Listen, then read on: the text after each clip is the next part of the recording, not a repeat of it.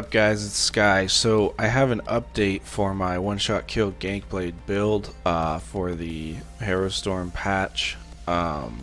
This build is still very viable, very similar to the last video I posted, but that video had a ton of traffic, and so people were definitely interested in that build, and so I would like to update it with just a few little things I've changed to, I think, optimize it better and make it work better. So basically, if you don't know, just quickly, what this build is it's a one-shot kill build. So it's not literally going to kill in one hit. Sometimes it will, but usually it requires a combo. But what it does is it relies on us using Dizzy Swing, Light Attack into Onslaught, and then sometimes a Killer's Blade after. But the thing is, because of the stealth stun and how Dizzy Swing is channeled and it hits at the end of its global cooldown, you can immediately light attack and onslaught after, even though onslaught has a 0.4 second cast time now. Basically, you're going to be able to do about 30 to 40,000 damage if you pick your targets right, in just under a second and a half. So this build is entirely built around that. It's not a dueling build, it's not a roaming build, it's not a 1vx build. This build, literally, you just want to run around in stealth, and then you see someone who's squishy and you get up to them and do your thing. Also, just so you guys know ahead of time, this build has plenty of power to just kill without onslaught. I'll put the clips before the build, and there's plenty of times when I just get 2 onslaughts and a killer's blade off, or sorry, 2 dizzy swings and a killer's blade off, and it totally kills them in just those 2 skills. It's an insane amount of damage. It's actually around, if you have a DK or you get minor brutality from a poison or something, you can get, I think it's 10.1 thousand weapon damage. I'll show the calculation in a second after go over the gear to that.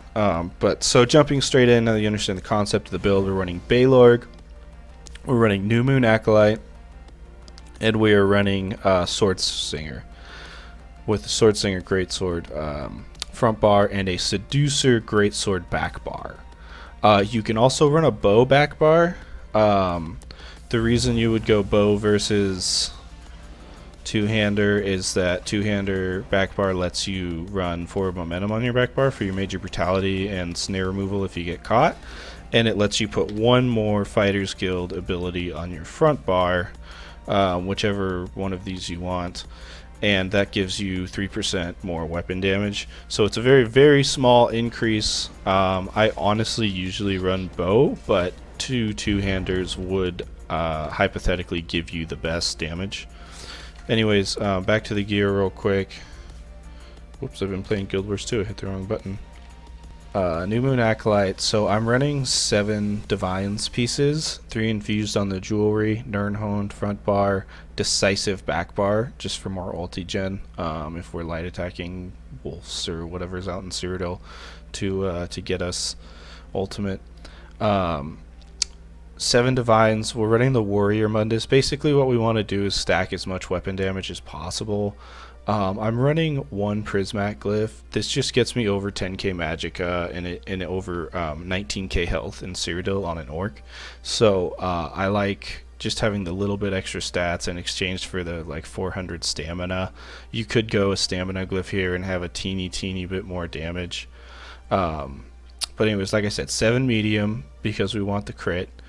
All Divines because we want the increased weapon damage from our Warrior Mundus Stone, and 3 infused jewelry. I definitely recommend doing the infused on Sword Singer. You can use Robust. It's still really good with Robust. You're absolutely able to gank people with Robust, but infused is a teeny bit more damage.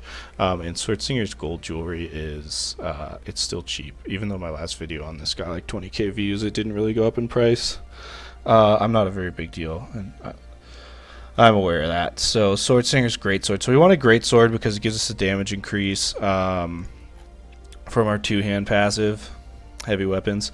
So it increased our damage done by 6%. We don't need the bleed from the axe, and we don't need to ignore our physical resistance. The physical resistance ignore might help our dizzy swing a bit, but the sword buffs our dizzy swing and our onslaught. And then, like I said, backbar decisive seducer. That's just for the magicka recovery. Because of the way this build is set up and the food we're using, which I'll go over in a second, on our backbar, we have 1852 magicka recovery with a potion up. So that's just super awesome to be able to cloak a bunch. It's not like we need stamina recovery on this build. We really only need enough stamina to use 2 skills, one time. So the stamina is not a big deal. Stam recovery. We're gonna be sneak most of the time, anyways. Yeah, 3 weapon damage glyphs. Poison damage glyph on the front bar. You do not want to run a weapon damage glyph. The poison damage just adds to your burst. It hits super strong with how much weapon damage we have, and if it crits, it'll do like 3 to 4k damage on people. And that's more than the bonus that the weapon damage glyph, if you land your light attack after your D-swing, would give to your onslaught. And then back bar, run an absorb magicka glyph, just so, I don't know, I can have some more magicka. You run whatever you want back here. Poisons, whatever, doesn't matter. Probably minor heroism poisons actually would be cool. Aside from that, okay, so food Mundus race. We're a vampire stage 4 to help us with our sneak speed and our magicka recovery. We're running the warrior, and we are running candied jester coins, which increase our max stam and magicka recovery for 2 hours. This food was like, ZeniMax made this for this build. They were like, oh yeah, like Sky needs more cloaks when he's ganking people, so we're gonna make this food. And yeah, warrior Mundus, non-negotiable. I've tested everything. Warrior Mundus is the best, just because of how much weapon damage we're stacking. This sword slinger set, so the weapon damage it adds to your two-handed abilities, it scales with all that stuff. It basically just adds to your base weapon damage. It just doesn't show in your stat calculations over here, but it gets buffed by major brutality, minor brutality. Nightblades have the, I don't know, sneak bonus wherever it is, for 10% more weapon damage when you're sneaking or invisible. It's all that stuff buffs it, so we want to stack as much weapon damage as we can, because when we drop a full Balorg stack on someone, like I said, you're over, if you have minor brutality, you're over 10,000 weapon damage. And then, yeah, potions, I just use tripods. Keep some trash pots on you, to just like chug when you're just running around. I usually use stam since I'm in sneak most of the time, because we can fly around in stealth with concealed weapon. Like, look, we're hidden right now. Look how fast we're going. This is insane. So yeah, just chug those trash pots while you're doing this sort of thing, because it generates ultimate, 20 ultimate per potion for a Nightblade, and that helps buff our Balorg proc, even if you're already at 157 ultimate. Yeah, buffs your Balorg proc. So last thing, I used to run Automaton. New Moon Acolyte is slightly more damage on the Dizzy Swing and slightly less damage on the Onslaught. That's because New Moon Acolyte has the penetration line.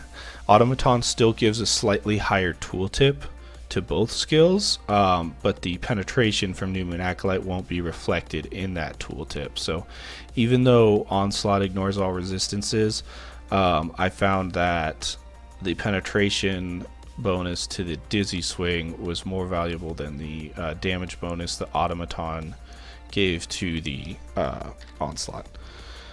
So going over skills real quick, I've got Turn Evil, Camo Hunter, D-Swing, Killer's Blade, and Silver Shards, and then Onslaught, of course, right? So we want to get 3 Fighters Guild skills on this bar. Turn Evil you can use as a defensive stun. It definitely works for that if you're kiting and have some stam to do that.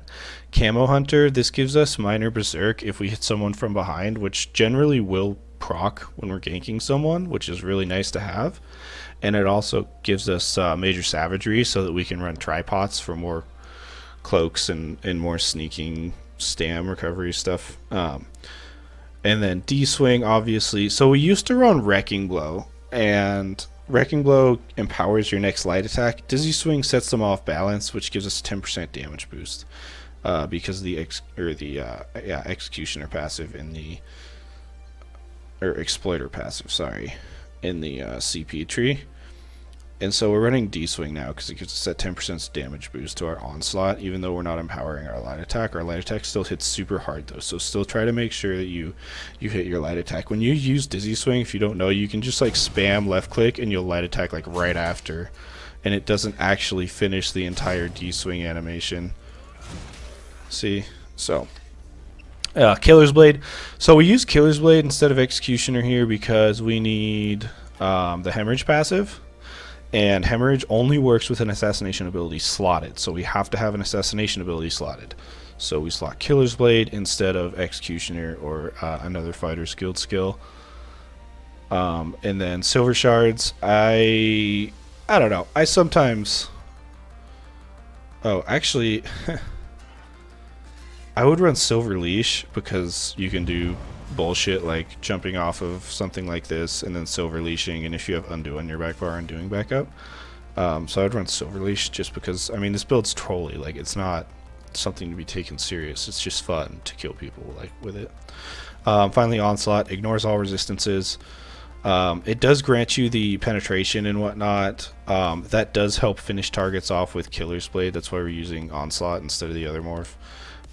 So we do still want to run Onslaught even though it doesn't return ultimate anymore. Sad face. Finally, forward momentum on the back bar. This is snare removal and major brutality. We're using the Magicka return version of siphoning attacks. This just helps us get more cloaks. We want to be able to cloak, like, even if you're in stealth and moving quickly, if someone's like riding a horse by you, you can just cloak twice and they won't be able to see you even if they run like literally right through you. So we want to be able to cloak when we can. Concealed weapon, this gives us 25% movement speed while sneaking or invisible. Shadowy disguise, so obviously our cloak also guarantees our crit. So it guarantees that our Dizzy Swing will be a critical strike. And then channeled acceleration, so this gives us minor force, which really buffs our damage from stealth, and as well as if our onslaught crits, it buffs that too. It also gives us major expedition for a while we're running around in stealth, which is really nice to have. And then I'm running barrier back bar. Like I said, you can run undo to do like trolley shit with Silver Leash. You can run Warhorn for whatever. Some people I've seen do the aggressive horn and then they'll go into stealth and use a Dizzy Swing, and they can hit like a 20+K Dizzy Swing because they get major force from aggressive horn. But I run reviving barrier for the magic aid passive that gives me 10% magic recovery on my back bar just so I can cloak more. If you run the bow variant, I wouldn't really change anything except you can run, usually I'll run vigor, just kind of a as in case thing. So if I run a bow, that's what I do. Alright, so last thing, CP. In the green tree, I've got 51 into break free, 21 sprinter, 1 siphoner. We do want to get to 120 points in the lovers, so I think looks like I ran 56 mooncalf, 64 arcanist for the windrunning passive. It gives us 2% speed increase.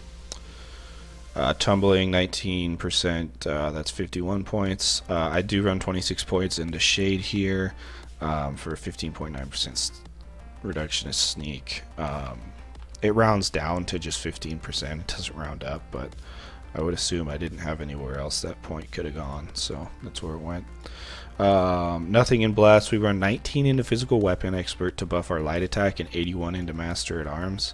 We don't run 100 into master at arms. It's pointless for that extra 1% when you could get 12% buff on your light attack instead. So don't run 100 in here. Run 81. Same with precise strikes. Run 81 for 24% increase, and then buff your piercing for the not the onslaught, the Dizzy Swing, and then 75 in mighty for 14% as well. So this just gives us a little more damage to like all of our skills rather than just like banking on the onslaught killing.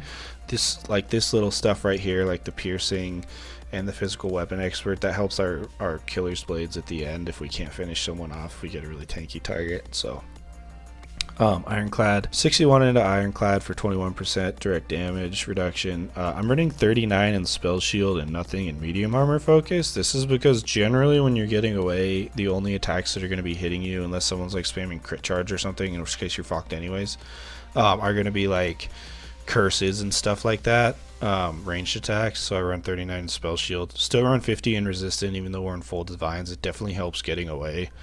Like, you're not... If you're a good player, you'd be surprised how tanky, not tanky, but like you can live. Like, it's not the end of the world. You have 1200 crit resist and like, you know, that many resistances. It's like you're not gonna just like pop like a Mag Sorkin 7 well fitted back in the day when they did that. So you can survive if you don't get the gank off. Over here we do want 120 in the lady for Unchained. We got 43 in Hardy, 43 Ellie, 34 thick skinned, and that's all for CP. So just one more time going around the combo. So you want to buff up, get your Siphon Strikes up, got your Minor Force up, got your Major Brutality up, and you want to Cloak to guarantee the crit, D-Swing, Light Attack, Onslaught, Killer's Blade. Right, so a big thing I think people forget a lot, that's just kind of a habit, is you have to cloak before you do this. Even if you're in stealth, like, you aren't guaranteed a critical hit just because you're in stealth. You have to use the cloak to guarantee the critical hit. So one last time here and we'll see how much weapon damage we get. So we've got 7743 weapon damage in cloak with our Baylor procced and everything procced, and then we have 450 that's added to the base of that, so it's right around 9,000 I believe, without Minor Brutality. And if we have a DK buddy giving us Minor Brutality, or we're using Minor Brutality poisons or something, we'll get over 10k. So that's all for the video. Thanks for watching, guys. Let me know if you guys have any questions. I'll be on ESO a bit. I'll be on Guild Wars 2 a bit. If any of you guys play that, hit me up. ESO is just, it's not in a good spot right now, so it's just hard to play during prime time, so I'm just going to play Guild Wars 2 during prime time. Anyways, yeah, let me know if you guys have any questions. Thanks for watching.